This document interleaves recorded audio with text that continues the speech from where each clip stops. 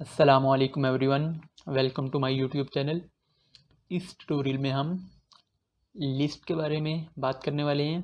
HTML में list को हम किस तरह जनरेट करते हैं और टाइप ऑफ लिस्ट में हमारे पास ऑर्डर लिस्ट है, इन ऑर्डर लिस्ट है और डेफिनेशन लिस्ट है। तो तीनों को मैं एग्जांपल के साथ एक्सप्लेन करूँगा।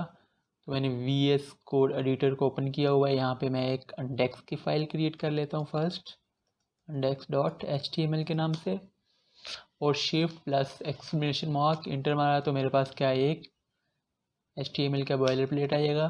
तो यहाँ पे मैं टाइटल लिख देता हूँ। हमारे पास जो टाइटल है आज का, लिस्ट इन HTML। तो फर्स्ट मैं ऑर्डर लिस्ट को देखूँगा, तो मैं H1 लिखता हूँ और यहाँ पे लिख देता हूँ ऑर्डर लिस्ट। ऑर्डर लिस्ट के लिए हमारे पास जो टैग है यूज़ होता है HTML में, वो होता है OL का टैग। OL के टैग हमारे पास ऑर्डर लिस्ट ओपनिंग और क्लोजिंग, और इसके इनसाइड लिस्ट के लिए जनरेट करने के लिए हमारे पास होता है टैग LI का टैग। LI का टैग या तो मैं इस तरह लिखूं या मैं LI लिखूं और मल्टीप्लाई जितने मुझे टैग चाहिए, अगर मुझे यहाँ पे 2 चाहिए तो मैं 2 लिखूंगा तो मेरे पास 2 टैग आ जाएंगे कमांड से।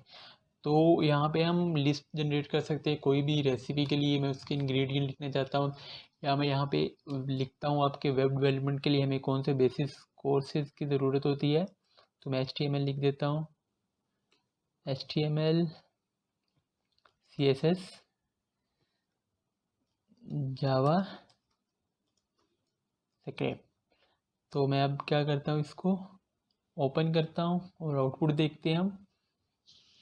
तो मेरे पास क्या है, एक ऑर्डर लिस्ट जनरेट हो चुकी है, HTML, CSS, जावा स्क्रिप्ट। ऑर्डर लिस्ट में क्या होता है, हमारे पास बाय डिफॉल्ट 1 2 3 नंबरिंग आ रही होती है, जो कि मैं यहाँ पे नंबर नहीं दिए हुए थे इसको। अब हम देखते हैं,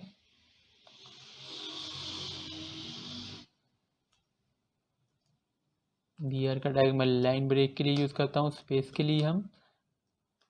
तो अब मैं यहाँ पे यूज़ करता हूँ इन ऑर्डर लिस्ट को, के बारे में हम देखते हैं।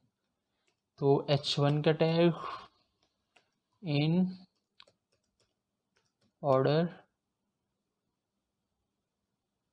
लिस्ट। इन ऑर्डर लिस्ट में हमारे पास UL का tag in order list opening close, और उसी के इनसाइड हमारे पास क्या LI रहता है। तो मैं इसको कॉपी कर देता हूँ। दोनों के रिजल्ट सेम ही होते हैं, लेकिन एक के साथ हमारे पास ऑर्डर लिस्ट में 1 2 3 आ रहा था और इन ऑर्डर लिस्ट में हमारे पास बोल्ट आ रहे थे। तो देखते हैं, हमारे पास ने रिफ्रेश किया, ऑर्डर लिस्ट में हमारे पास 1 2 3 आ रहा है, और यहाँ पे इन ऑर्डर लिस्ट में बोल्ट हमारे पास आ रहे हैं। तो अब देखते हैं हम डेफिनेशन लिस्ट। H1 मैंने लिखा, डेफिनेशन लिस्ट। डेफिनेशन की लिस्ट के लिए हमारे पास टैग है DL का टैग, और उसके बाद हमारे पास है DT डेफिनेशन टर्म, और सेकंड हमारे पास टैग है डेफिनेशन टर्म, और थर्ड जो इसके इनसाइड हमारे पास आएगा तो वो होता है definition description, DD definition description.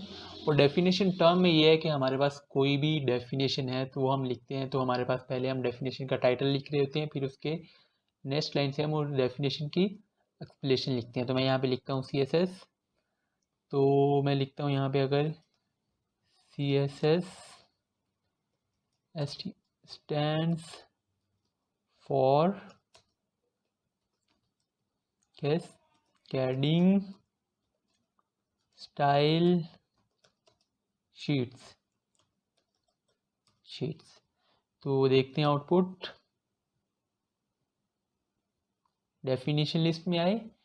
यहाँ पे क्या है, हमारे पास CSS, हम कोई भी डेफिनेशन देते हैं तो वहाँ पे हमारे क्या स्पेस को छोड़ के उसकी डिस्क्रिप्शन को स्टार्ट करते हैं। तो डेफिनेशन लिस्ट हमारे पास कुछ इस तरह के आउटपुट हमें जनरेट करके दे रही होती है। मैं यहाँ पे इसी को सेकंड बार भी अगर लिखना चाहता हूँ तो मैं यहाँ पे इसी को कॉपी करूँगा और लिख देता हूँ यहाँ पे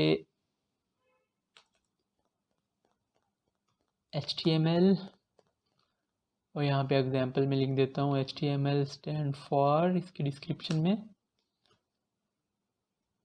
हैपर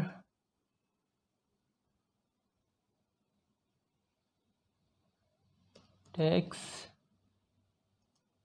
markup language।